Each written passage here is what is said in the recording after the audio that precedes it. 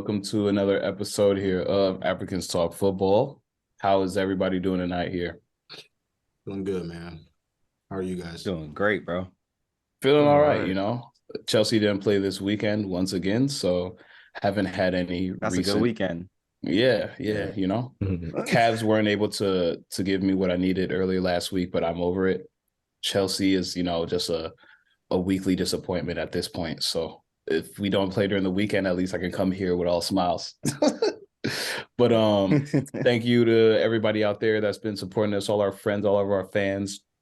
And thank you to everybody who's been tapping into, our guest episodes as well. We've had a few of those over the last weeks, joined again by Solomon Hauser, our resident Manchester City fan. Love having him back on here just to talk about, honestly, how things have changed over the last 4 or 5 weeks. When he came, there was how they definitely changed. we say this every week. The Prem is literally the most unexpected league in the world. Anybody could be anybody, and anything can happen in any given weekend. So it's honestly crazy that we see you now. You still probably have the same mentality, but we'll get into that a little bit later. Before we actually get into our teams, we need to talk about a team that's actually just been on the down and down. And we're not talking about Chelsea this time. We're talking about Tottenham Hotspur. They look rough, honestly. Ever since Conte is gone, he asked, "Where is my team?"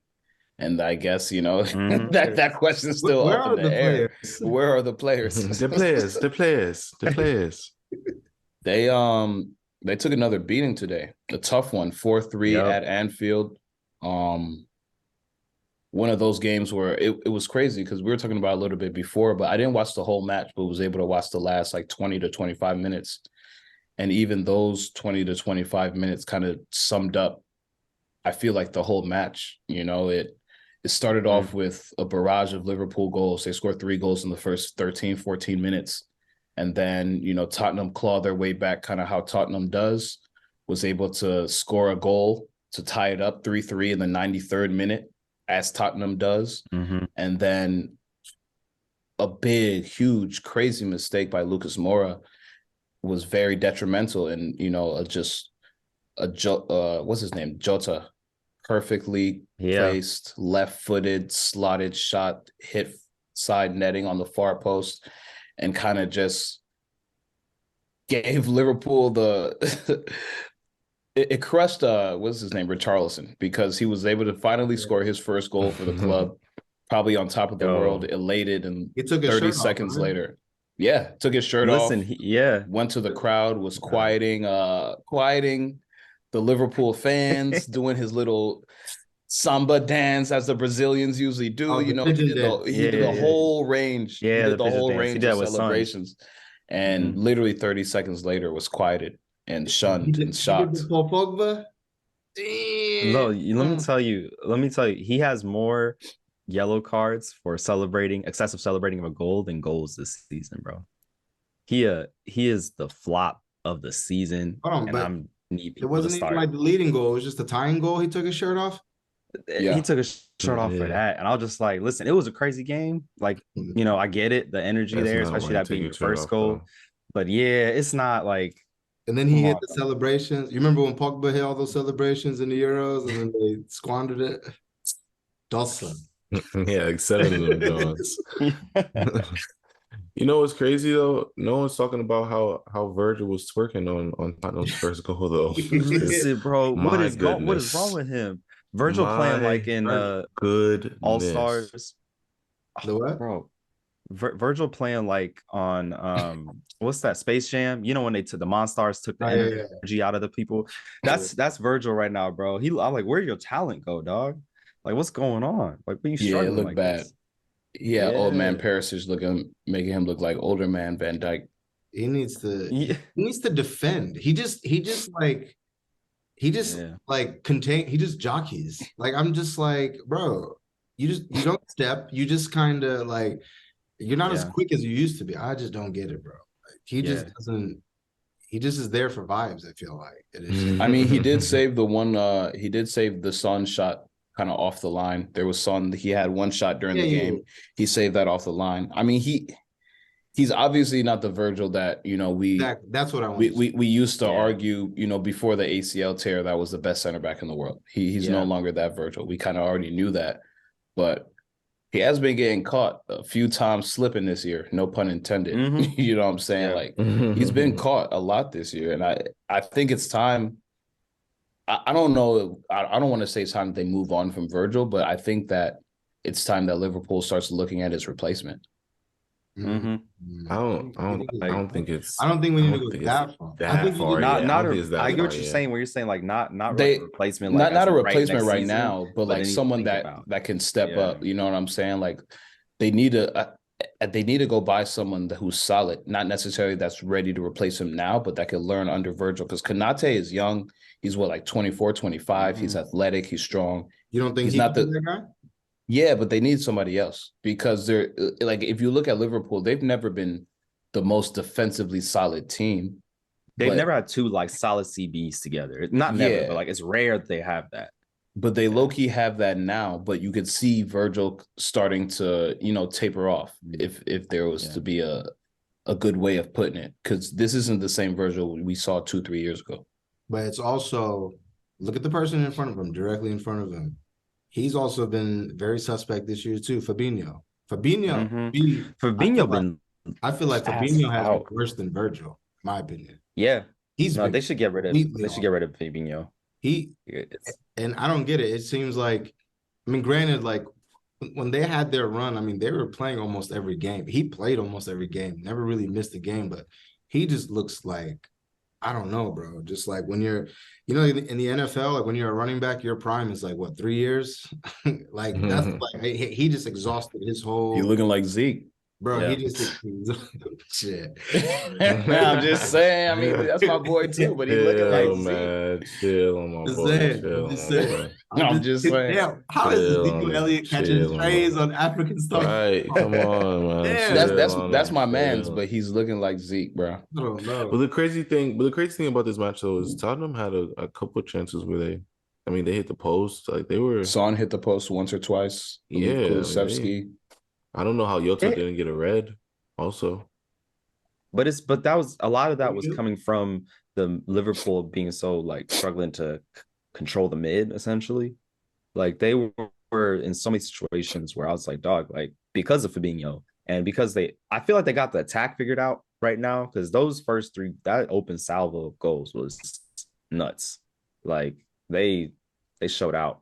But then just that as soon as like that first little test, they started getting shaky. I was just like, oh. And then after that, I feel like that's what let Tottenham are hungry. This is like a big deal for them. This is like the one thing they can get is maybe top 4, top 5. And they about to lose it. How did Jota not get a red for that foul on Skip? That was foul. I'll say it once and I'll say it again. Was it worse than the Casemiro tackle? Hey, here goes Salon with this. No, I'm just asking. No, but that goes to my point, bro. I'll say it once and I'll say it again. These refs are truly not good at their job. They're using they're using VAR as a crutch, and like I'll use this analogy. Like if you've ever torn a muscle, if you've ever had an injury and you had to use crutches to stay off your feet, crutches are good because they keep they keep you off your injury.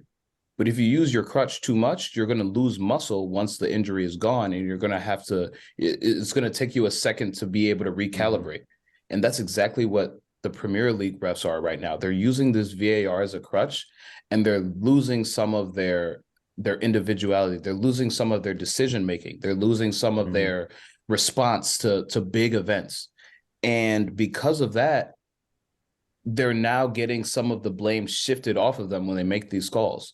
There's no consistency in what's a red card or what's a handball or what's an offsides.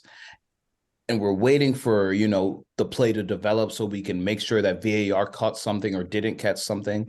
And when they come to these, decision-making points in the game, the refs are a little bit timid to make these calls because they're afraid of some backlash. Whereas back in the day, these refs would make these calls, whether good, bad, or ugly.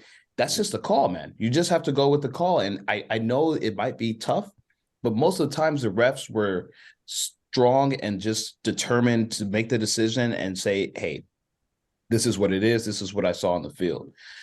Right. Week in, week out, we always talk about how VAR either got it right or they got it wrong. That could have been a red card. We've seen it called and we've seen it not called. So like now I don't know to say that Jota was for sure deserving of a red card there. You know what I'm saying? Like maybe back in the day that's a red card, but today is it? I mean, Mane got a red card for that time that he high-footed Ederson. Yeah. He got taken off for that. So did Nani. Nani got that red too. I'll never forget that. My God. Yeah. Talk about just completely just changing the, you know what I'm saying? We were on Real Madrid's ass I digress. But we were on their ass before that happened. And then it just completely just fucked us. Man. I feel it. But yeah, man. I mean, but Cornelius, you said that it was like an ass kicking though from Liverpool to Spurs. No, in the beginning. Would it be an ass kicking if they came back? No, I'm saying in the beginning it was like they started off for sure 3-0 in the first 15 minutes, but Spurs does what Spurs does, and they, Harry Kane goal in the first half, 3-1. Then they clawed them way back to 3-2, and then 93rd minute, just like Spurs always does, they score in injury time to somehow tie it up. And I said it was very, very reminiscent of how Spurs plays, that how they have that fight in them, but then 30 seconds later, they become very Spursy and lose the game. Off Lucas Moura trying to pass it back to who? You know what I'm saying? It's like clear it. Clear the ball, because you obviously know there's a defender that has someone on him. And if you're going to pass it back to the keeper, pass it back to the keeper. But I don't know, man. He was just playing with the U21s last week, coming off injury, so maybe he's still not caught up to the gameplay speed. But I don't know. To Klopp and Liverpool's like favor though, like I think they figured out their attack. Like Trent Alexander-Arnold playing more in the midfield has been working out for them. Like they got some crazy, the assists they're pulling off, the goals they're getting. I'm like, okay, but. I think maybe Klopp just realized our defense is going to be shaky this season, so we need to just go ahead and go all out and try to get as many goals and outscore. Gonna win, like that's it. Yep, because they're like scoring bags of goals at times, but they're just going to try to their best. But this is Liverpool though. Liverpool always scores, at least in recent times. They score a lot of goals. It's like, we're going to outscore you. Our defense might be shaky, but we're going to outscore you. So. Yeah, I mean, and they quietly have collected 12 points in the last 4 games since their draw to Arsenal. They beat Leeds. Yeah, they score, man. 6-1, beat Leeds. Yeah, Forest 3-2, West Ham 2-1, and Tottenham 4-3. And the assists that Trent is like a good amount of those. Like what lets those goals happening. Like he's been popping out. Yeah, there was a stat I saw, I think Bleacher Report, one of those publications, they said today, in his last 5 games, he has 6 assists. Yeah. Crazy. Like Trent's been balling. Like he's been truly balling. And that's where Trent shows his, that like, this is why people talk so highly of Trent when they do talk about Trent, because he's able to do that. We just said it, defensively, we know Liverpool's going to get caught slacking. But offensively, when they have Jota, when they have Luis Diaz, when they have Salah, when everybody's firing, even Curtis Jones got a goal today, they could put 4 on you at any given time. That's not a question. It's always defensively that we worry about Liverpool, but as far as goal scoring, they're always able to put 3-4 against anyone. The best of the best, the worst of the worst.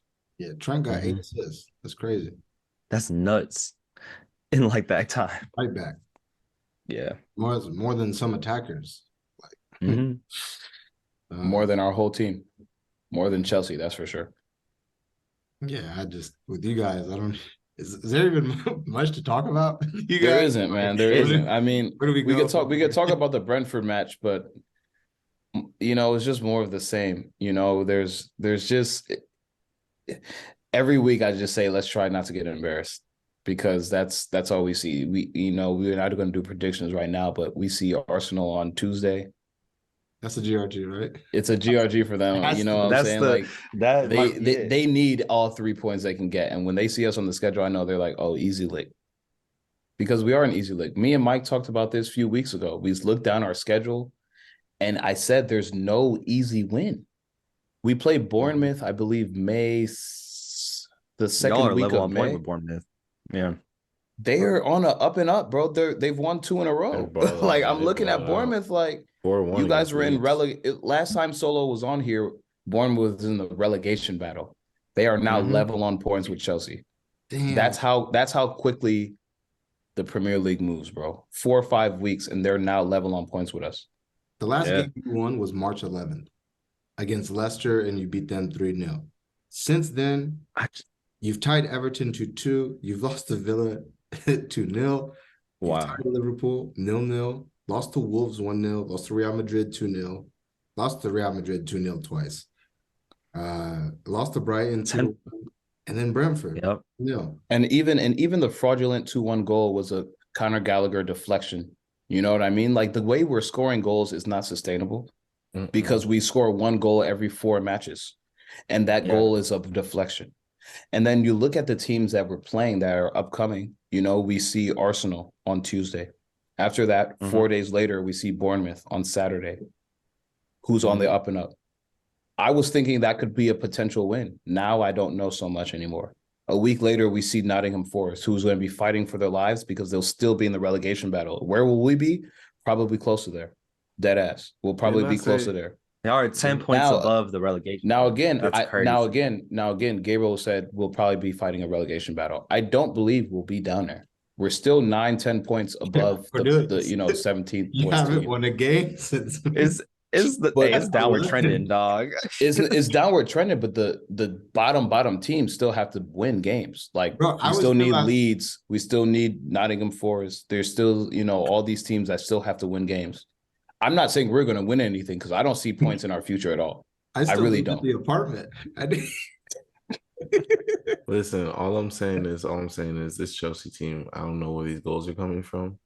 And defensively, they're also making mistakes. They're not that great defensively either. So and this is why I have an issue with our ownership right now, because we fired Potter, right? Okay. Pretty sure both me and Mike were Potter out. Cool, whatever. And after 1 game under the tutelage of our interim manager, we go and hire another interim manager who happens to be Frank Lampard. The last Frank job was to try to keep Everton out of the relegation battle, which they escaped by the hairs on their chinny chin. Where's Everton now? He did it though. He did it, but one, it's not a Chelsea football club. This is the Everton. There are different expectations at an Everton versus a Chelsea. When he inherited the Chelsea job 3 weeks ago, we were in 11th place. We have now dropped into 12th place, level on points with a team that we play in less than a week. We play them next Saturday, a team that could jump us and put us into 13th place. So incoming. We hired a guy who not only has won who has lost actually 16 of his last 20 Prem matches. If that's any, record to show what he can do in the Prem. He now has the job of trying to bring a team who's been on the downward slope, who's had injury issues, who's had players who don't know their positions, who are playing out of position, who has a slew of issues to try to save us. And that's my issue with, what is Chelsea doing, bro? He's proper Chelsea though, man. You gotta respect that. As a player, bro, not as a manager. All banter aside, as a manager, his track record, his CV, his resume is not good. So why would I put faith in someone who has not shown that he could do it at the Premier League level with a team that does not have the expectations we have as a club? As a club currently, our expectations are to not drop into the bottom half of the table. Absolutely. We're already there, and now we're dropping lower and lower with each week. I I really don't Chelsea have. weren't serious. We don't look like a serious club, you know. We just don't look serious at all. There's no direction. There's no forward thinking. There's so much going on with our club, but yet the focus should be winning games, and the focus is not there, bro. And that's the issue with me right now. I don't know where the focus is. We're looking towards the future. We're talking about next year where we still have 4 games left and we're looking terrible. 5 games left, you know, still in the Prem. So I know Gabriel said that we were going to be in relegation battle, you know, about 3-4 weeks ago. And I told him that we weren't. And I still believe we aren't. But each week, as we get closer, it gives me less and less faith that we can actually, you know, gain points anywhere on this schedule. That's the tough part about it. It is like realistic though. It's super realistic. Like, you're not like we're not out of the woods. We ain't out the woods. That's the issue. You're 10 points off. 10 points. That's honestly, 3 games. You know, it's 4 games. Like you guys play us too at Old Trafford. So you know what I'm saying? Like we need top 4. You feel me? Especially they play Man City too. We play City, Arsenal, and we played Newcastle last game of the season. You play everybody, and they play Brighton as well. They play Brighton as well. We play the entire top 4. No, we don't play Brighton. You don't? We don't play Brighton. That sounds like a lot of L's. That sounds like a lot. Oh no, we do play Brighton. Bro. We do play Brighton. Yeah, you play Brighton. That's why I was like, yeah. That's what I think. That's our game. That's our game that got postponed. And you play Newcastle. You play Wrexham. Oh, this is in the summer. Yeah. They about to switch places. Brighton's in the summer. Brighton's in the summer. Newcastle's our last game of the season. Our schedule is Arsenal on Tuesday, Bournemouth on Saturday. Damn. And then after that, it's Nottingham Forest, City, United, Newcastle. We play Every the single entire one of those teams. We play the entire top 4, and we play 2 teams in the bottom half.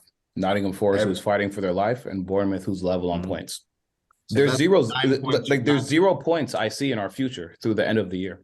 So that's why I said it is realistic because I don't see any points for us. Well, then if you don't see any points for us, then because the bottom teams also have to win, bro. And when I look at the bottom team, Southampton, when I look at Everton, they're not gaining as much. They're not getting points anywhere either. They aren't. West Ham will jump you guys. It's possible, but at the end of the day, as long as we're not in the bottom 3, that's all that matters to me. My man said anything is possible at this point. Yeah, Kevin Garnett. You know what I'm saying? No, I really hope you don't, because like I told Mike, like if y'all get relegated, Cornelius, you have to record on a different night. Listen, that's why they play in the Wrexham game. They're just trading positions. They're like, all right, we'll see you. I think that might have to be a rule. If you you get relegated, I think you might have to. You have to record. I'll be there, but you cannot. No. It's like Europa League. You have to record Mondays. First and foremost, you guys are funny. We're not getting relegated. It won't happen. But we look like a very unserious club, and it's sickening because when y'all 2 years ago, that was unserious. 2 years ago, we were in the Champions League final, and we won it. 2 years ago, you know, last year we were in 2 finals against Liverpool. We lost them both. Cool, but at least we were still getting to cup finals. This year, there was no ambition once we hired Graham Potter. Once we hired Graham Potter, I knew the season was a wash, but not in my wildest dreams did I believe that we would potentially be looking at a relegation type team with the last month of the Premier League season. There's nothing. No chance you could have told me this a year ago and I would have believed you. Not in a million years. Not after we spent $600 million 4 months ago. There's no chance, dog. You know what I'm saying? And that's why when I look at our ownership, there's nothing for me to have faith in. I mean, you go on Twitter, you go on social media, you see a lot of talk about how next year we're going to be great. We haven't gotten through. And that's what irks me. There's so much delusions of Pochettino will be the guy. Pochettino might be managing a championship side, and people haven't realized that yet. It's funny, but that's a serious possibility. I don't think we'll get there. I have more faith in my club than that, but the fact that it's a possibility scares me. I'm not gonna cap, you know what I'm saying? So it's just very depressing at this point when I look at our team and I'm seeing all this chatter about how next year things will turn around and how once we get the manager and how once we do this and that and the third. And I'm like, you guys are not living in the present, and the present is scary right now. It's extremely scary right now because I have never seen this in my club. And that's why when Drogba said, I don't recognize my club, I understood exactly what he meant. This is not the Chelsea FC that I grew up to learn and love. This is a team that's really, really in shambles, and people aren't really understanding where we at. They don't. Like, people are really, really having delusions just because of our name that there's not a possibility that we could lose. I mean, we're playing the top 4 through the rest of the year. They were playing the top 4. We're playing gotta win. Arsenal, City, United, Newcastle. Those are the top 4 teams. You're playing and people are expecting us to somehow gain points from there. I don't think people realize where we at right now. You know what I'm saying? Like, if you look online, people will act like we're the top 6, top 7. There is a real possibility we're championship side, and people aren't really thinking about that. So for me, I just look at every week, look at every schedule, and say, let's hope we don't embarrass ourselves. You know, it's funny you said something about like a year ago.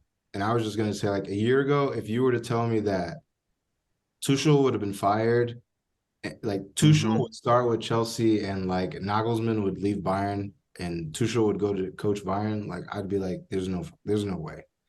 There is no way that he I mean, it just goes to your ownership, man. I've been talking about this for years with United, man. Like, you can have the players that you think are good. If you are not set up like up there, you have no foundation, man, then it's going to be hard for you to succeed. But it would have helped. Man. It's got the guy that you wanted next year. I'd feel more optimism if there was someone like in place for next year. Like you said, go through the, filter out the guys you want, see who can possibly stay, and then let's make changes in the summer. But And this will be the last thing I talk about Chelsea, but, Mike and I often go into these Twitter spaces after Chelsea matches, during the week when people are talking about, the future of Chelsea and, how, their initial reactions after games. And the worst part about it is because we've never been in this position, there are a lot of people who think that, the issues are let me think about what I say. There are a lot of people who are putting their blame and their frustrations on a lot of different parts of Chelsea right now. A lot of people are blaming the players. A lot of people are blaming the lineups. A lot of people are blaming Frank for not substituting this, that, and the third, where at the end of the day, the issue is at the root. The issue starts at the top and it goes all the way to the bottom. And it's the fact that we don't have any identity. We don't know what we're doing. And because we're in this position, I feel like all the Chelsea fans are looking to shift blame and place it here and there. And a lot of it is we don't have an owner who knows what he's doing, which is why me and Mike have constantly harped on just getting someone in place that could potentially get the job done. And I'm seeing a lot of chatter about Pochettino. Again, this is someone I don't have a lot of faith in because personally, I don't know if he can do it. But I just hope we can get out of this year above 17th place. So next year we can hopefully try to turn it around because that's where I'm at right now. I don't want to place blame anywhere because I know where it's supposed to be. It's with our ownership. Because there's no reason why we should have had 4 different managers this year and no one can figure out how to gain points in this 2023. That's all I'm going to say about that. Nkunku getting into that squad. It's about to be crazy. I know he's probably regretting this. I was just thinking about that. He's probably like, man, I don't even want to go over there no more. Like, he's low-key had the worst year out of every player I've seen. Like, my man first getting an ACL at the beginning of the World Cup, not getting into play, and then seeing the club that he's going to be playing at next season playing like this. Yeah, that's crazy. I should have just stayed at Leipzig, right? But yeah, I mean, usually the team that loses goes first. So, we lost earlier in the week, but it's funny we have a Manchester City player on today, so we can talk about the most anticipated match of the season. Oh, no, we should let them go last. Let me get my. We want them to go last? All right, cool. We can let them go last. I want to set this up. This needs a proper. Y'all get the last 30 minutes for sure. For sure. Yeah, but speaking of bad ownership, man, Manchester United are currently going through a very stressful process as far as it goes for the fans. Obviously, the current ownership, the Glazers, put the club up.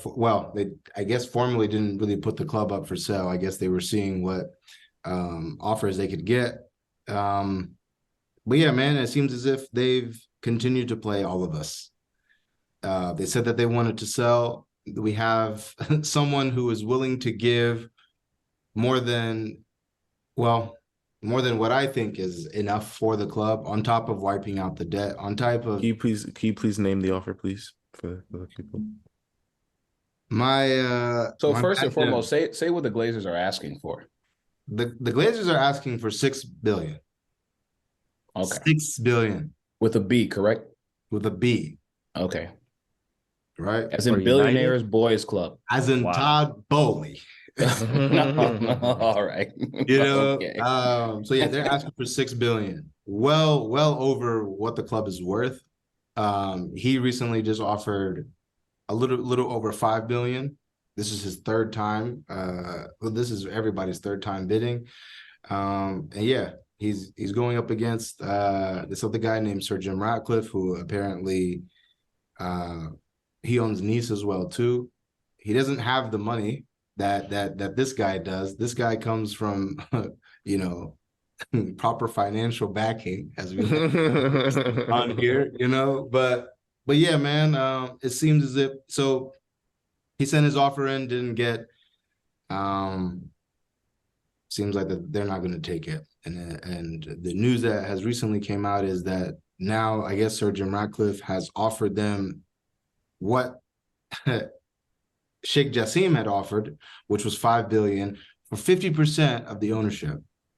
So like you're not even getting 100% of the club, and that just goes to show you that this dude does not have the money, because it's not even $5 billion what he's offering. He's offering them significantly less than what the other offer was, for literally less of a percentage. So if you're the Glazers and you're hearing that, you're obviously going to be like, well, yeah, I'm obviously going to take this offer here, because I don't really have to. They don't even really want to leave, for real. I really don't think that they want to leave. Well, now they see that they might be able to cash in on their checks, because United's on the up and up now with that. You have Ten Hag.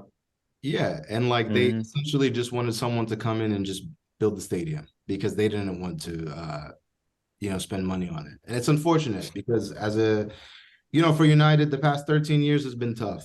The first two, I didn't really notice. I was younger. I didn't really pay attention to that kind of stuff. We still had guys like we still won with the Champions League with the Glazers there, but I mean that was all Fergie. But since Sir Alex has left, man, these owners have completely just led this club like to dry, and it's unfortunate that we've reached this, because we have someone here who's willing to pay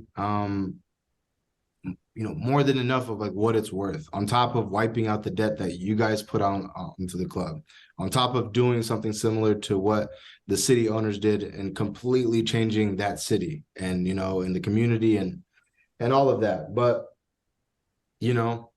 this other guy, Sir Jim Ratcliffe, doesn't have enough money. So he's offering what he's offering for less of a percentage, which sucks, because we're not going to be able to move forward with this ownership. But yeah, man. Games over the week, I don't even really care about the games over the week. I feel like this news really pumped it for me.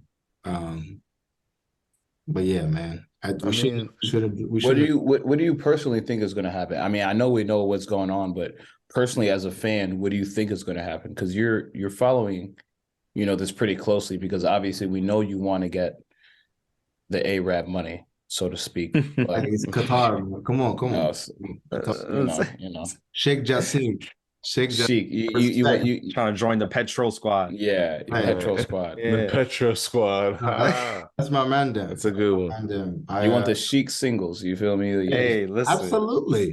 Absolutely, I do. I mean, at this point, you can it's very clear American owners are not it. Like they even for like what they did with Jim Ratcliffe is English though. He's been correct? He's the richest.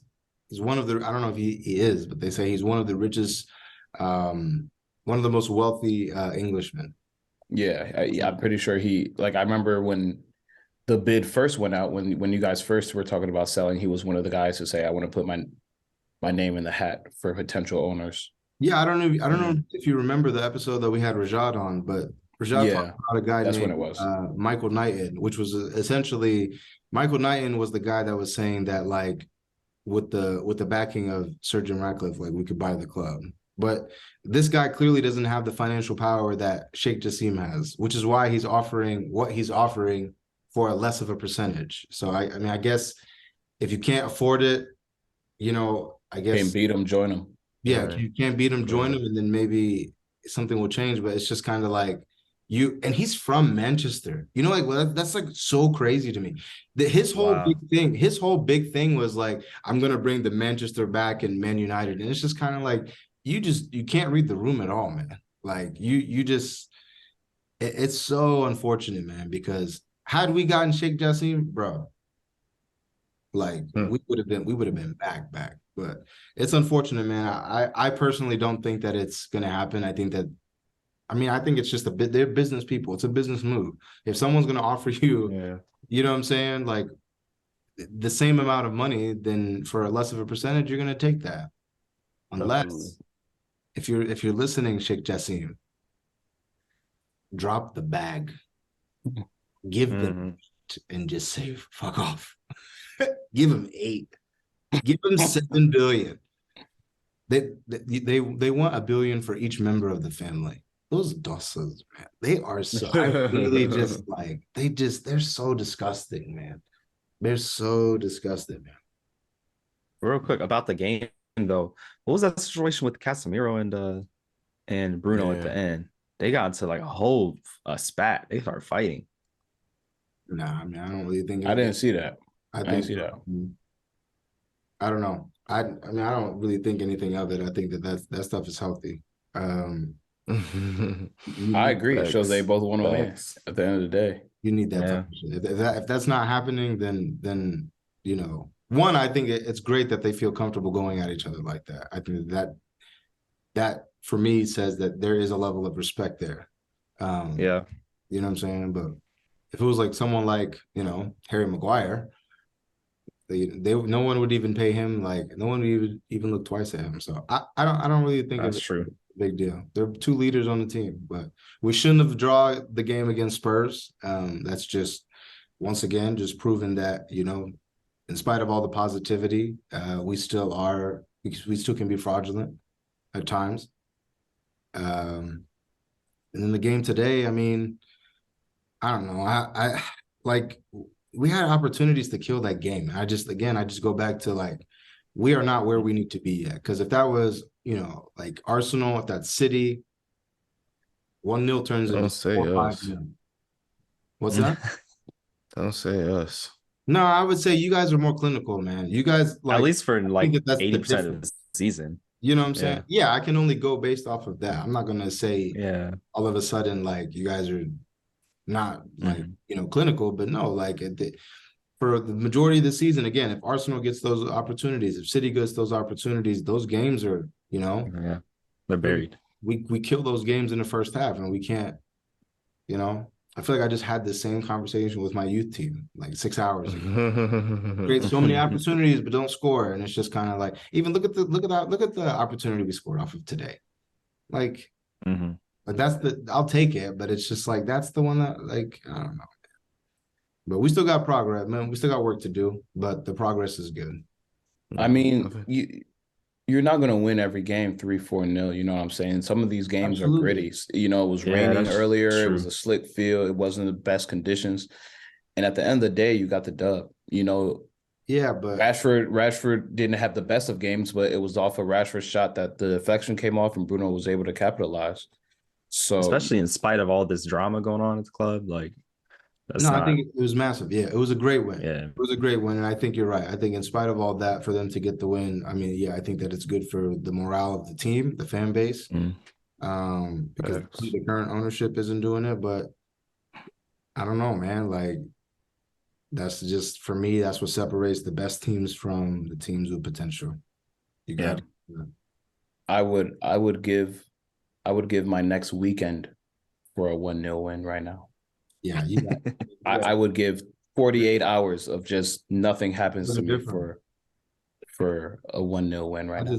And that's where we are. I know we just got to, I just don't understand. Why does he play people like Gallagher in the front three? bro. What do you think you're gonna get there? Bro, He he just be played like, whatever. Let's just see what happens. He played Conte. N'Golo Kante in the front three.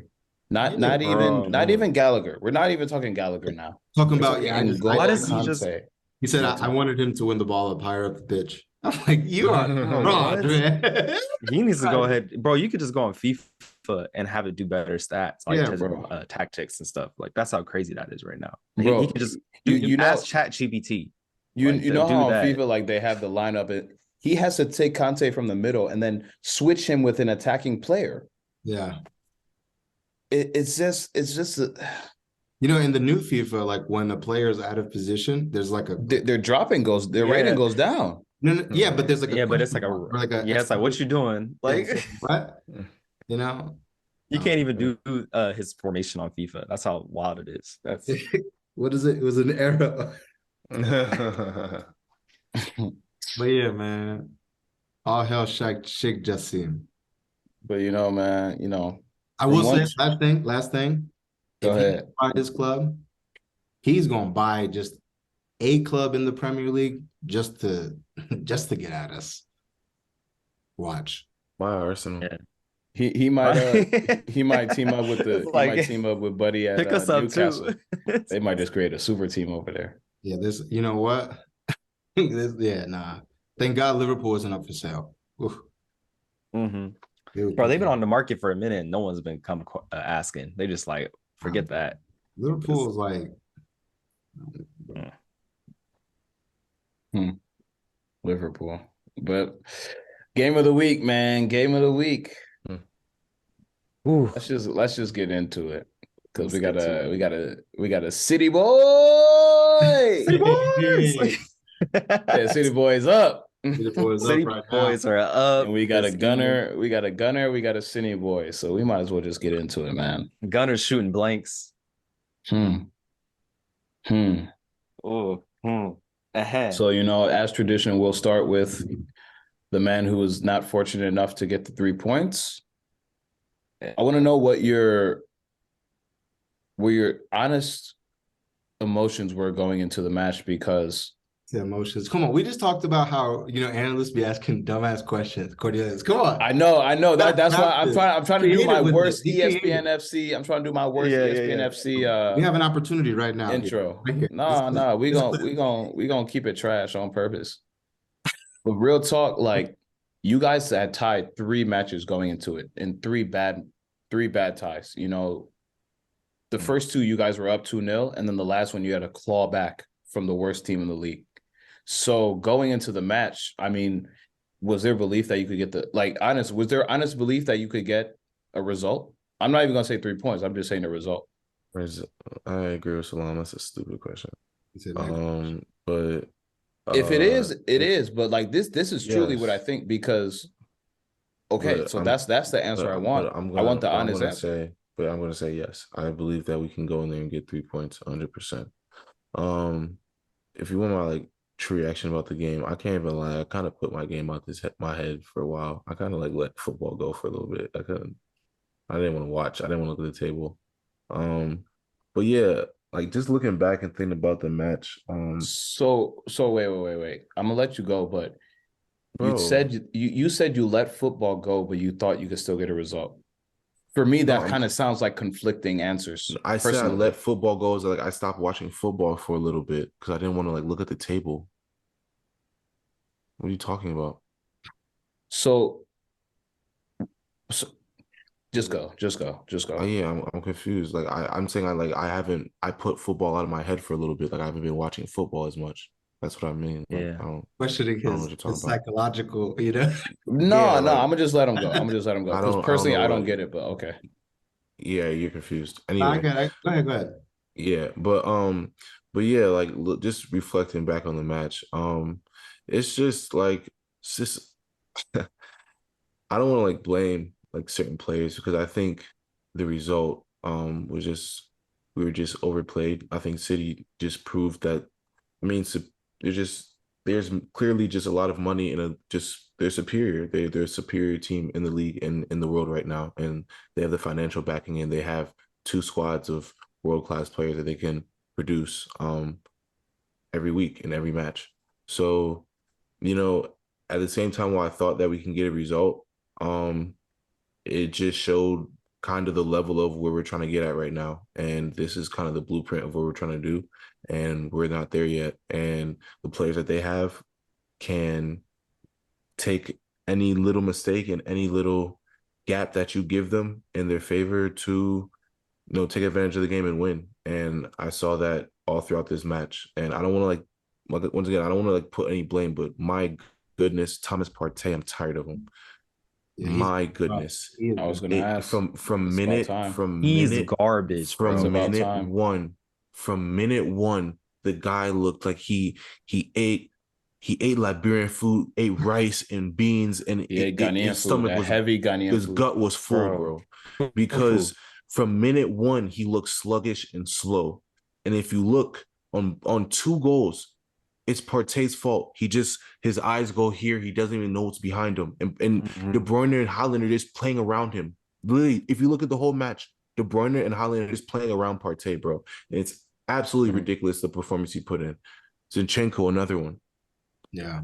I was telling Yasser before the match even started, I wanted to see Tierney because we're not going to dominate possession. He's like, oh, well, we need to match the midfield. Bro, for what? We're not going to dominate possession anyway. I agree. We need to defend. Yeah. We start Zinchenko, another one. I'm over it. Martinelli, I know you have Kyle Walker on you, and I know that was going to be a matchup that was going to be tough for you, but Martinelli, another one. Why? Danny Phantom for 70 minutes. So, and I don't want to say, I think it's just all around. I think the players aren't up to par. We're not up to par for the match. I don't think the players are as good as City. I don't think our players are as good as City. I don't think our team is better than City. And our managing wise, I don't think we made the adjustments and we're in the best position to beat City either. And I was even saying, even from a physical standpoint, physically City are superior. If you look at City, everyone on their team is built. The skinniest guys are Bernardo Silva and Phil Foden. That's about it. Mahrez. Everyone on their team, and Mahrez. But those guys are so quick and will give you smoke and they don't lift weights. We don't need you to. Yeah, we don't need you to lift weights. You do it. We know you can provide. We have other guys that will do that. Everyone else is built, even if it's just a little bit. They're built, and it's even that gives them the difference on us. Because I look at Kyle Walker against Martinelli. Yes, Martinelli, you're fast and you're quick, but you're meeting your match when that person's they're fast, they're quick, and they're strong. So the moment that they match pace with you, they catch up, they put a hand out, you're done. Yeah. It's over with, they gotta hit the gym. John Stones in the middle of the park. Odegaard. Yeah, that's a good point.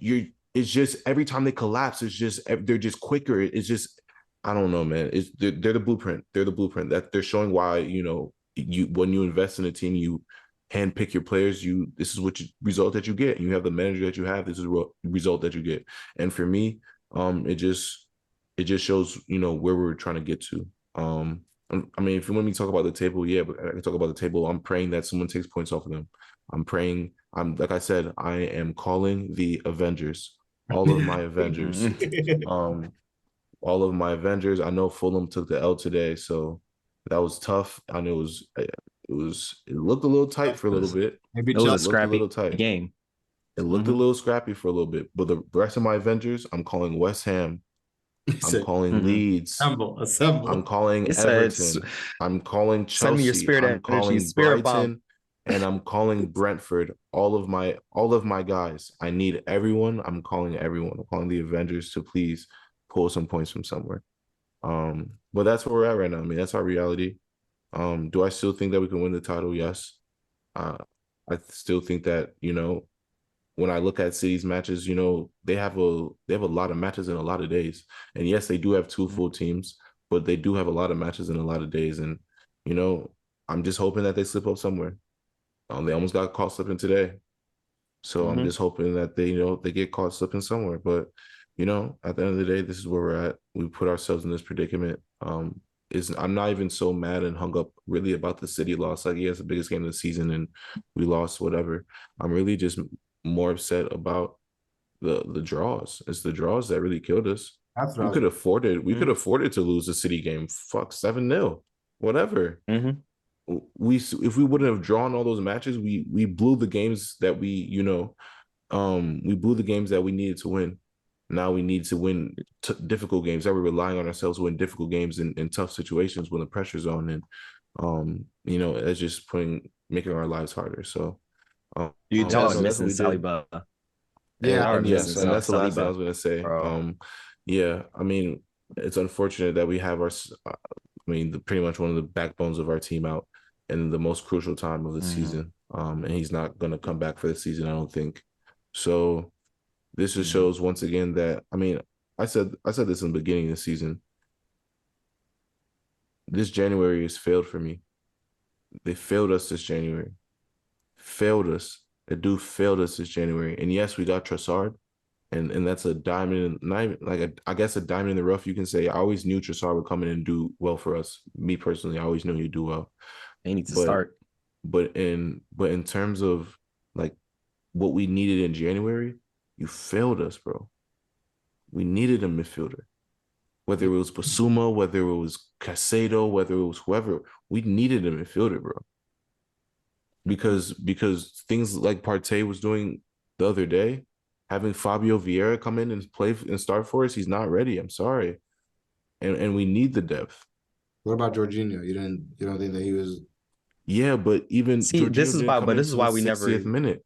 But Jorginho didn't come into the 60th, and guess what? Partey never even got subbed. Xhaka came out. And this is where I think Arteta failed us too. It's like, bro, what do you sing from Partey that makes you want to say, I'm excited for him to continue to play? Bro, I wanted Partey pulled after 15 minutes. Yeah, he's been awful. He's been bro, I'm done. Like, at this point, I need Caicedo and Rice this summer. No joke. I need both, because that's the only thing. Like, this is where I'm at. Like, I've been saying this entire segment. If you pull anything from me, this is what I want you to pull. I'm calling all of my Avengers that I just named, all the teams. I'm calling my Avengers. And 2, City is the blueprint. If you want to compete and you want to be the best, you have to be and match what they are. And what they are is a well-oiled machine, and they have 2 teams of players that can come in and the level doesn't drop. They're bringing world-class players off the bench. If we want to get to that level, we have to be bringing world-class players or close to off the bench. That's all. And we have to get to that point. That's the only way. That's truly the only way, and we have to match that somehow. So that's really where I'm at with it. That's really where I'm at.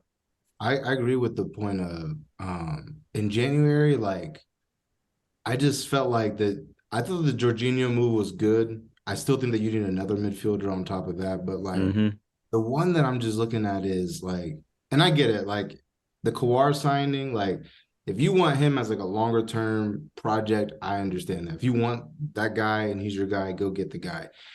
But like you were in a very, and I agree with what you said. You were in a very like, you were in a situation, in a circumstance where you had no idea you were going to be in at the beginning of the season. And I just, in that situation, you have to go all in. Yeah, I feel like you squandered an opportunity to like, like, you know what? We actually, if we're going to get Kouar, okay, but like we actually need a Sven Botman from Newcastle too. Someone, just somebody to hold it down, who's ready to and the Jorginho one's good too. But even like, I agree, Caicedo, like, pay it. And now everyone's on the radar, and now everyone wants him. So and now his price is going to go up. Now it's a bidding war at this point. Brighton's Arsenal don't like to spend like that. Exactly, I don't like to spend like that. He might go to Chelsea. Who knows? So. We're not going to, and that's why I say, in January they failed us, bro. They failed us because, and not only did they fail us in January, but also injuries failed us because yes, we lost Saliba, but we would have had options. We could have moved Tomiyasu in the middle. We could have moved Ben White in the middle. We could have not had Rod Holding start. but Tomiyasu's injured. You know, I can't rely on Tomiyasu anymore. Like at this point, where I'm at, we need 7 players. We need another winger for Saka to come in and back up for him. We need 3 midfielders, Caicedo, Rice, and someone else for sure.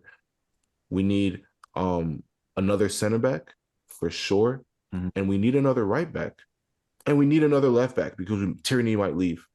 That's where I'm at with it. Like if we want to compete, that's what we have to do over the next 2-3 windows. That's what we have to do. We have to get players who are great in their positions and who can mold and fit our mesh in those next 2-3 windows if we want to compete. Because where I'm at with it, bro, we say we want to go compete in Champions League and not just, you know, in a private meeting with Lauren Woods, who, you know, is an Arsenal supporter, big Arsenal supporter, shout out her, with Arteta. Arteta said, you know, I don't just want to play in the Champions League. I actually want to compete and try to go win. Bro, I'm telling you right now, this team is not about to go and compete. We're about to go play. If you want to go and compete, we have to bring in these players. Yeah. Straight up. It's at that point now. We have to go bring in these players. Y'all be able to compete. Y'all be able to compete. Y'all just gotta spend some money. That's it. You just gotta spend money. Yeah. Cornelius. And if January is any like, yeah, I mean, I guess it really depends on what you mean by compete. I guess everybody's. Yeah, Arteta's saying compete. He wants to compete for the cup. He wants to be in semifinals. He wants to be, bro. We're not going to make it to quarters. Semifinals. We're not getting to quarters if this is our team. Correct. Jorginho, bro. Jorginho has to go. Rob Holding has to go. Maitland-Niles has to go. Pepe has to go. Who else has to go? At some point, Xhaka has to. Pepe. He's on the payroll. Xhaka has to go. At some point. At some point, Xhaka has to go. Like some of these players have to start going, bro. Yeah. If we want to compete with City, and that's the mold. City. Somebody gets injured on City, they have Laporte that can come back. Okay, bet we have Laporte who can come in. Okay. Oh, we have a Conju who can come off the bench. Okay, no, bet. So we want to start De Bruyne at this point. Yeah, but we don't. Gundogan doesn't have to start today. We can start. Someone else's position. Oh no, we don't want. And that's the thing. We don't want Grealish to start. We want Bernardo Silva over there today. But we need like for like that. That's where I'm. But at, I agree. I agree with what you're saying. But you also have to. I mean, I know City is the mold, but we also have to. We also have to big up Arteta. Arteta has. Yes, and has created a lot of these players as well. And I know City. I know City is the mold, but that's part of Arteta's great, or not Arteta. That's part of Pep's greatness. Pep is able to figure out exactly what he needs for the next season and exactly how he's going to mold them into the player he wants to be. Because we're going to go into a whole completely different conversation. I hear what you're saying. I credit Pep for his coaching, but he's got an open checkbook everywhere he's been. It's not like but like, bro, hear me out about a Bernardo Silva, a Gundogan. I know they were at Dortmund. I know Bernardo Silva is coming from these, but a lot of these players, like, you give Pep 1 or 2 years, and now they're the player that they are. Let's go through them. Phil Foden was an academy graduate. Correct. Mm-hmm.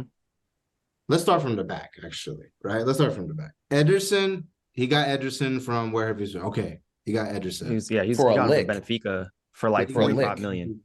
He's good. Ball playing center back. He's been our starting goalkeeper for 6 years though. Like it's so he's been consistent. That's the thing too. Yeah, John Stones. 50 mil. Ruben 50 million from Stones. 60 mil. Kyle Walker, 50 mil. Laporte, 60. But the thing 50. Is like, but this is at different points. But you're pulling all these different numbers of different people at like different times when City's needs were different in 2016, 2017 than what it is now. But what my thing is like every year, because like if you want to talk about spending, bro, like we are not that like United and City are not that different in spending. No. Chelsea definitely not that different in spending, you know, and so it's like money does matter, but money matters. We're not gonna go. Money don't matter because we know money matters, but recruiting matters. And that's where I want to talk about, you know, the City mold. The City mold is that we'll go spend 150, 200 in a summer, but these 4 or 5 cats we're getting, we know that they're going to be solid, and not only that, we're not forcing them to start off top. You know what I'm saying? Yeah, they brought only build into the team. Yeah. They build them into the team and they phase them in the right way. Even Akanji, when he first came, he wasn't starting that first month, but they phased him into the team. No, actually, I want to say something. Akanji was fresh out because I'm glad we talked about fresh. I'm pretty sure he wasn't starting in the Prem. He was starting maybe no. His first game he started. The first game that we got him after transfer, he started. Then he started again with Dortmund. Then he started again with every other game until John Stones started again. But here's the thing, to your point. John Stones was hurt, but my thing is John Stones was hurt, correct? But yeah, he was. But here's the thing. That's what's so amazing about bringing up Akanji. We got Akanji for $15 million. We got this dude for $15 million from Dortmund. And when I think about, my bad, bro, is your Salam? So I think your thing is your mic wasn't working. But we got might be mute. Yeah, he might be mute. Okay. We got Akanji for $15 million from Dortmund, and he fit perfectly into the team. Like, I've never seen a player join the team and immediately look like they were supposed to be there. So like our management, our scouting, I mean, we got Alvarez from River Plate for like for $25 million. And look what this kid's doing right now. Like that's crazy to me, that it's yes, he has the access to the money to do that, but he finds players and he's just like, yep, give me those three right here. Boom, get it going. No, and low-key, that's what Arteta did with Arsenal too when he brought those reinforcements in the beginning. But I agree. Not enough. It just takes time. It just takes, and I know you're frustrated because Arsenal was riding on cloud nine for you could say 90% of the season thus far. Can we talk about that? Can we talk about that though?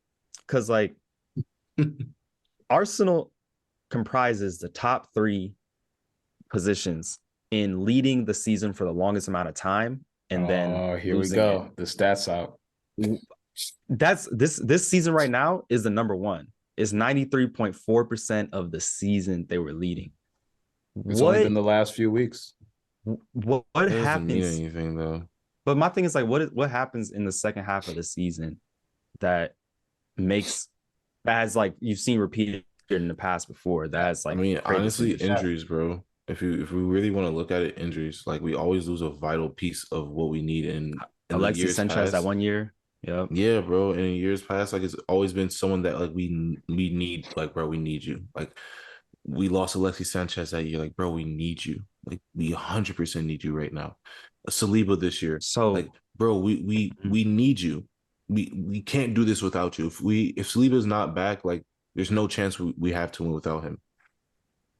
So not no chance, but it's go ahead. To that point, that's another aspect. Because like managers, when they get into a team, they don't just coach the 11, right? They also are deciding the physios, all this different stuff. City have won the best physio team for like 4 years in a row, and that was an investment that Pep made. It's underrated. 2011, 2012. It's underrated. Sorry, 2014, 2015.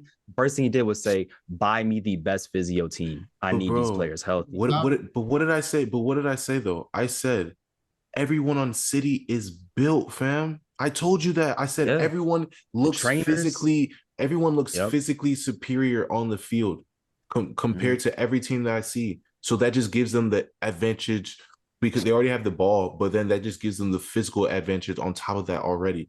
So it's like, bro, I agree. Yes, City makes 100% smart decisions with what they do, and their recruitment is great, and what they do. Like I said, bro, they're the blueprint. They are the blueprint club. Every club looks at City and says, "This is what we want our team to be, and this is how we want to, how we want to perform day in day out, and be a well-oiled machine just like them." Players rotate all the time. Players get mad about game time, but everyone eats. So, how mad are you really gonna get? So it's like, yeah, that's what we want to be. But we're just not there yet. And hey, I mean, the Avengers, bro. What did you think? Me? My thoughts like on that game, bro. Like Arsenal, like to your point, Gabriel, like Arteta should have counted on losing that game. There hasn't been a good, like Arsenal City in particular. Like, so what Spurs is to us is what we are to Arsenal in the sense of like the past 13 games we've won and being that one. So I remember watching it. I was just like, dog, when he first got that first set of draws and the second set of draws, I was like, bro, you letting this go. If you're not serious right now, you letting this go. And because I know my team, I know City, I know how we play. We do this on a regular. We come from behind on the regular. We just like, yo, listen, we're gonna ease up on the brakes at the beginning, and then we start, gearing up.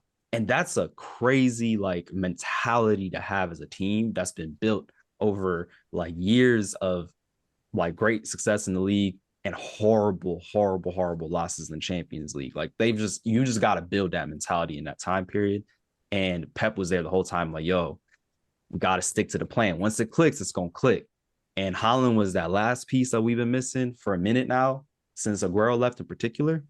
That man came in and perfectly fit the system. Akanji, perfectly fit the system. Stones, go ahead, move up to midfield. We need you. We're going to create. Bro, this is what happened. Arteta was like, we're preparing to play City as if City played Real Madrid, where we got like a 3-4-2, like weird formation. Like, bro, what are you thinking? And so like Pep was just like, yeah, we know we're gonna do that, but what we're gonna do is we're just gonna do some long balls to Haaland, get big on him, slide over to KDB, boom, and it goes in. And so it's like, but you know why you can't do that.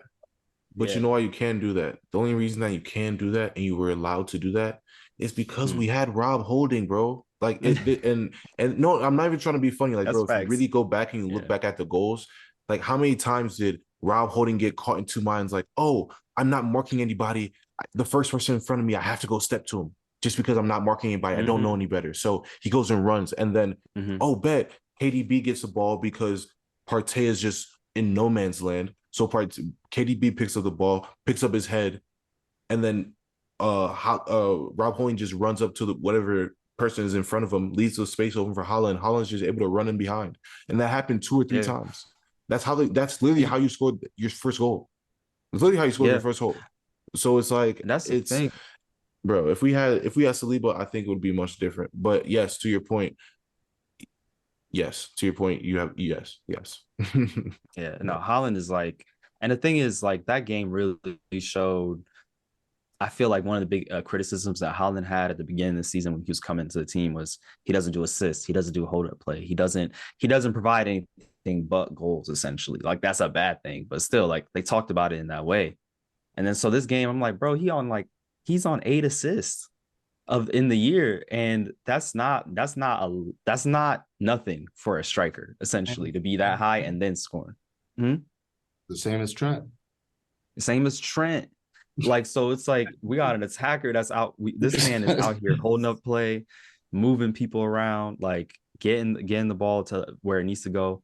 And he doesn't care if he doesn't score, as he cares for himself, but he's like, it's cool if I let somebody else get this because he sees a bigger vision. I'm like, man, Haaland's a different guy. Like, that game and this next game, but Julian Alvarez, that's the future. That boy, he's good. I got all my money on him. Like, I could see by the time their careers end, I think Julian Alvarez will be a bigger City legend than Haaland will be. And I think that's because I think he'll stay there longer. Tough, bro. Because at the end of if Haaland, if they win if they get into trouble this year, then yeah, I think this will be the best. It's like, why history. This is it. And then now it's like, now you go. And the fact that Pep said at the end of this last game with Fulham, he was like, yeah, I have to figure out how to play Alvarez into the system. And that's scary. If he figures out how to do that, that's a 30 piece. I'm taking 30 a piece for next season. That's how crazy I could see that going. And I mean, you're not wrong. Yo, I think you're right, man. And you know what's crazy about that was that midweek or the week before, Mahrez casually just gets a hat trick. Like, it's here's a hat trick. It's free bans for anybody, bro. Yeah, it's rude. I mean, but it's like it's like the luxury, man. Because like when I watched that Arsenal team, man, I was just like, not that this is an excuse, because this is professional sports here, but it's a long season, bro. It's a long season. They've been at this since August, And here we are, and I don't know, bro. They just look drained, man. Even Saka, I think, has been great all season. Nominations for Player of the Year. Odegaard too. And it's just like, bro, they just look. And I'm not saying that they play bad at all, but it's just like, you just look out of it, man. It's just like when Saka's not They look tired.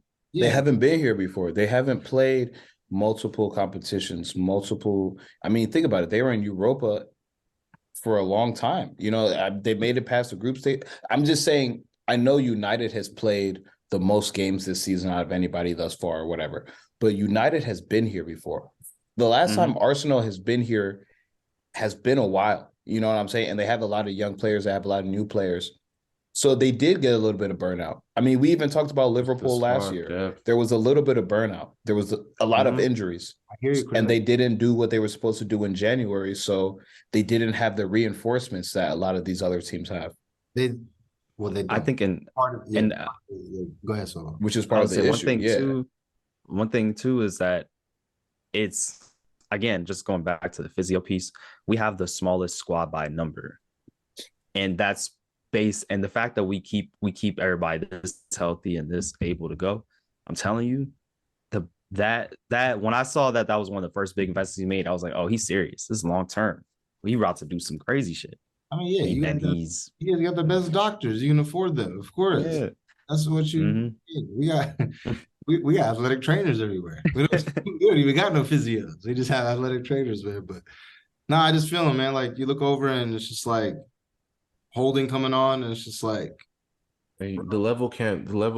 If Saliba's coming out, someone has to match that somewhat. You can't be lacking in.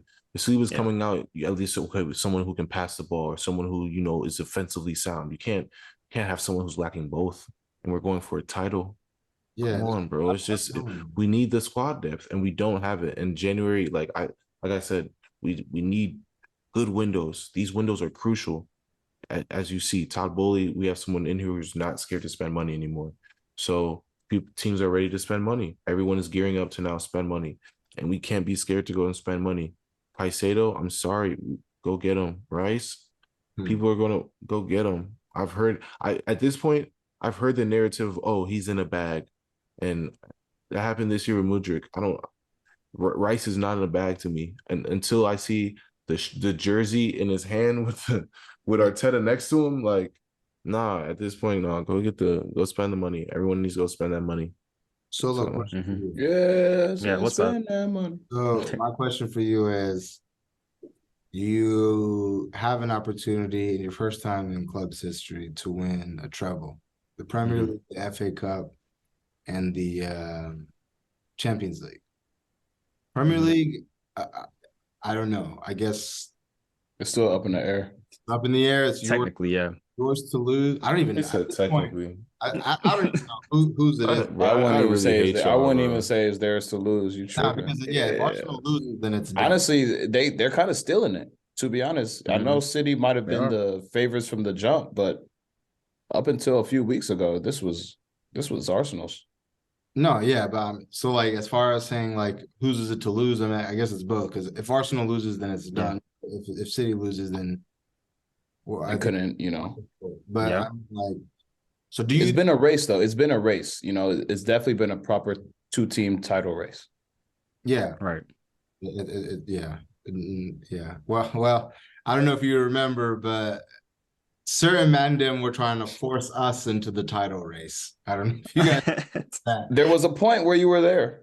Yeah, there was a point. Yeah, well, yeah. There was also, yeah. Anyway, but FA Cup, we'll talk about that later. We'll have you back. Yeah.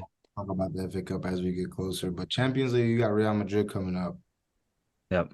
Like, that's where a big one. Do you think that you could win both? Because to me, honestly, I felt like the turning point with you guys was when that controversy came out at the midpoint of the season. And I felt like you guys started off very sluggish this year. And needed that, like, I don't know. You needed that, like, motivation. You needed huge mentality. And I feel like here we are in, April, end of April, and you could win these 2 trophies. Do you think you can beat Real Madrid? I think we could beat Real Madrid. We have our record against them is tied across the board. So we people forget we've beaten them already. Like we've beaten them already before with Jesus, and now we got Holland, and like now we got Alvarez, and now we got these players. I think we can, but will we? It's Real Madrid in the Champions League. That is, you can never put them out the game. But for me personally, I'm like, yeah, no, we're gonna show out. But I think we have a huge benefit where the second game is at the Etihad, so we get to, if we lead with a good game, then that second one is just really closing it out. And like I said, the mentality of the players and the just Pep has just been keeping everybody laser focused. I mean, it's crazy to think that a treble could happen on a three-peat essentially, and it's crazy to think that could be like where we're at. But when I look at our team, I mean, even this Fulham game, for example, this was a type of game that we would lose. Like this is a type of game that when I think about City last year or the year before, we're losing this game. Like we're not going to close it out because we were weak in certain areas and our attack was often impotent, not knowing where we wanted to go, how we were going to shoot. Impotent, but then word. It was impotent, bro. That's a crazy word. Shooting blanks, shooting blanks, boy. Like I'll just be like, yo, it was. There were times where I was just like Sterling and Jesus. I just wanted to be understood. Sterling and Jesus had the most missed chances in every year they were there. And that's why KDB is one of the greatest midfielders of all time. And that's why people need to remember that we are, the one thing that's got me actually a little worried about the next couple of weeks is that he's out with an unknown injury. Like we don't know if it's just Pep playing mind games. Yeah, like just doing that, or if it's actually something. Mm-hmm. He be drinking 40s before the game, man. I swear. KDB, bro, he shaped it. He is built like a fridge. Yeah, he built like a little box. But that boy, man, that's what I'm saying. Like when he's not in, but I see Foden's warming back up. I mean, he got an assist in the Arsenal game to get to Holland's record-breaking goal.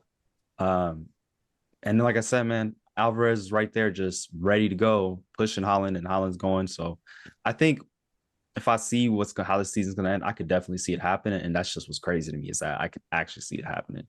I guess that's fair. And I guess we could just hop into predictions. Yeah, predictions. Who do you FA Cup first? FA Cup. Well, FA Cup will be later. Until June. Yeah, we can do that after the season, pretty much. He'll come back on. We'll talk about FA Cup as we get there. I'm just happy that it's later. We can just focus on the Prem right now. Mm-hmm. So when we get there, we get there. Right. Hopefully, we can catch it. Oh, no, go ahead. I mean, that's it. I was gonna start predictions. We put Chelsea. I think this is a GRG. I'm calling it right now. So I'm going on record. Oh my God! I'm on a record, and say this is a GRG. This has to be, because if we don't win the title, is a done. So, this needs to be 2-0, 3-0. This is a team that we know that we're better than. This team that's in the rut right now. They're coming to our home. We need to get the job done. Like y'all beat them, right? Stamford Bridge. Yeah. So we need to just do the double, get the job done. And for a day or so, take over for the title. I take over number one spot. You know what I mean? So yeah, Tuesday, 3 p.m. Lock in. I will be there. Do you think that you guys can play spoiler? Because do you remember the year that you guys played spoiler on?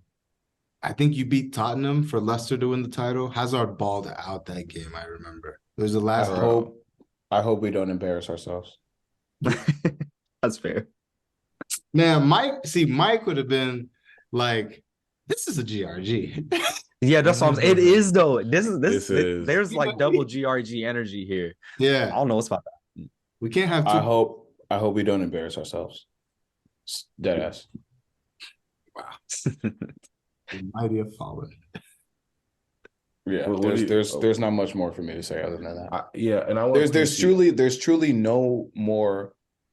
I don't even see any more goals through the rest of this year. Maybe against Nottingham Forest we could scrape, but I'll talk about us, in a few weeks against Nottingham Forest. We still have to score predictions. I hope we don't embarrass ourselves. Ooh. Well, you don't have to worry about them scoring. I was saying, Yeah, I'm gonna say it's 2-0. I mean, at this point, we're 2-0, scoring 2-0. own goals before we score goals for ourselves. Azpilicueta got an own goal last match against Brentford. So for me, I just hope we don't embarrass ourselves. 2-0. We play Brighton away from home. That's going to be a tough. Brighton Munich. Brighton Munich. Yeah. That's going to be a tough game. I'm not gonna lie. It's going to be a very tough game. I'm Saudi. Especially after, we beat them in the FA Cup, I think they're definitely going to be up for them. I'll be honest, man. I think that their coach, is it Roberto De Zerbi? Mm-hmm. I think that he's one of the best, like, up-and-coming managers Yeah, bro. out in Europe right now. Dare I say, like, I think that he could take, like, a really top job next year. I don't think that, like, he's really good. And this isn't – I'm getting different vibes from when I saw Potter. People were trying to say, oh, Potter. I'm like, nah, I really don't see it. This guy's actually making things happen. But I think it's going to be a good game. I think that as long as Maguire continues to stay out, we will continue to look better. I actually thought Savitzer played really well today. Hopefully we sign him long-term. I don't think that he's necessarily a starting option, but I think that he's someone he's a solid player to have in the team. Certainly better than McTominay and Fred. Fred, by the way, I don't know what happened in that Spurs game, but I thought it was going to be better, like, because you're coming on Miro, like, you guys are familiar with one another, and it's just like, bro, we're wearing red, they're wearing white. What are you doing? Like, I don't know, man. But hopefully, poor game from Fred. But yeah, I think that we sneak out of the MX with 3 points. No. We need it. 2-1. 2-1 United. Brighton. 2-1. No, it's 2-1 Brighton. I agree. I got Rashford and I got a Rashford goal. I'll count it a Rashford goal. Yeah. Rashford's That's it though. That's it. Yeah, take the Rashford goal. I'll go Sancho too. Sancho's been, he's been warming up a little bit. So double agent. No. We can't. I don't ever want to hear 007 when we're talking to Sancho, because there's certain men on this team who I haven't even. I don't know, like Mudryk. Like, I don't even know who you are. Bro. Android 18. Android 18. Who y'all play? So we're gonna be playing. Let me see. We're playing West Ham next. Trap game. I'm saying trap game. Trap. For who? I'm saying 2-1. We're gonna win, but it's gonna be scrappy like today. That's my because right now we're without De Bruyne, so we're starting to figure out new kind of midfield formation. I think we really need to be starting Foden over Mahrez or just anyone right now. Like he seems like he's ready to get back into it, and I think Bernardo Silva over Gundo more regularly, and have Gundo come in on the second half of games instead of the other way around. So I think we need to. Right now, as it is, Grealish is getting a little bit like he's been in form for a minute, but this game, like, he kind of fell out of it. You can see should have scored something else. He should have scored a couple times. I'm like, I think he's the most newest to this type of situation. Like, being this close to winning titles and stuff like that. Like, he's still more new to this type of like pressure at this point. So I think he's a little bit like getting a little nervous, especially for that Champions League. I mean, last year he didn't really have that pressure, I feel like. And then this year you guys were fighting from behind for most of the season until just now. So yeah, it's catching up to him, I think. But I think we're gonna win 2-1. And I think if Alvarez needs to play alongside Haaland to really see how this works out. Yeah. Say less. Yeah, Grealish looking sluggish, man. He looked like he had a few beers in the game. He needs to take a night off. But yeah, man, solid episode. Do you guys have any shout outs? My shout out, I guess, would be Roberto De Zerbi. I gotta give credit to good up manager, man. Any shout outs this week? No, I don't have any shout outs. I'll say shout out to, I'm gonna say for John Stones in the midfield. Actually, I did that last time. I'm gonna say Manuel Kanji is underrated. $15 million has stepped up and been there consistently. Laporte is largely out of the squad because of Manuel Kanji, and that's crazy. He's gone. He's going to Barcelona or something. He ain't staying with us. I could tell. It's just so crazy how, like, with Pep, it's just like 1 year, you're it. Mm-hmm. You are in, you are starting. I love you. And then it's just like, I could care less if you leave. Like, it's just so brutal. My second shout out, I wanted to give it to Jose Mourinho, just because Jose Mourinho has a lot of patience right now for what's going on at Roma. For them to give, I don't know if you guys saw it in the message, but Abraham scored. They thought they won today or yesterday. And then your boy Cornelius, what's his name? You know his name. Don't do that. Was it Salamalakers? Salamakers. Come on, don't do that. Salamalakers. Salam alaikum. My Belgium boy. Belgium boy. Talk to me. Talk to me. I like him. I think he has a great game, bro. I've been rocking with him for a little bit. Yeah. Oh, and obviously, shout out Sheikh Jassim. Drop the bag, bro. Please. I'll owe you. I start cutting grass for you, man. But wow. Facts. Milan and Roma are sitting on the same amount of points, same amount of goal differential. Sheesh. Hey, didn't Napoli finish it, right? They won the league, right? They won today. They tied. Yeah, I'm pretty sure they won today. They tied. They had to win to officially. I don't think they clinched. They tied. So I think next game, whatever happens. But I just don't like how you got to win to win the league. You know what I'm saying? You can't just I hear that. You can't just tie and be like walk off L. Walk off L.